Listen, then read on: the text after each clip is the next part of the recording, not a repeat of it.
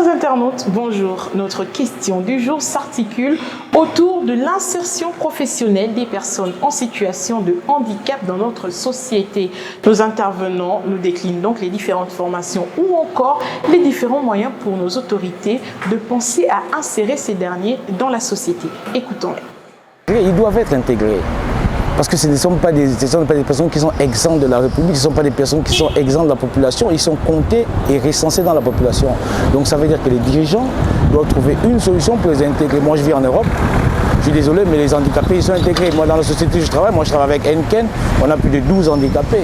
Et quand je dis handicapés, c'est handicapé physique, handicapé mental. Mais ils travaillent. Donc je suis désolé, c'est la seule chose qui va faire qu'ils restent en vie. Parce que si on les enferme, on les met dans un coin, qu'est-ce qu'ils vont faire? Se tuer, boire le vin et puis c'est tout. Ça c'est le problème de notre société en Afrique. On prend les gens et on les réduit à une case.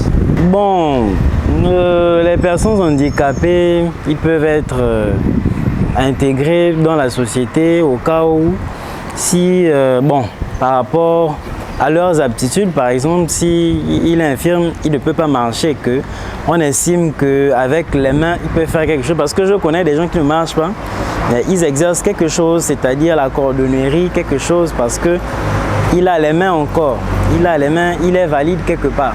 Il n'est pas complètement invalide en fait. Si on peut intégrer ce genre de personnes-là dans notre quotidien, dans notre vie de tous les jours et leur donner une place aussi, je pense que la société pourrait aller de l'avant. Ce qui concerne ce genre de cas-là, normalement, on doit avoir les propriétaires des sociétés au fait.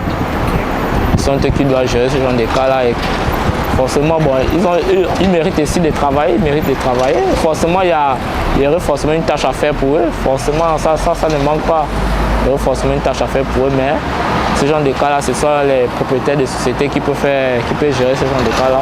On va d'abord s'intéresser aux formations parce qu'aujourd'hui, les entreprises recrutent des personnes qui ont des formations adéquates. On va dire, il y a des entreprises qui font dans le BTP.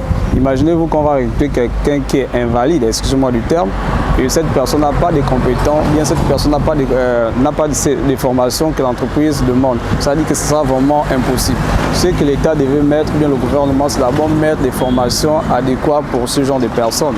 Et puis je pense que là, facilement, on peut les insérer facilement dans les entreprises. Mais sans formation, ça veut dire que ce sera vraiment quasiment impossible.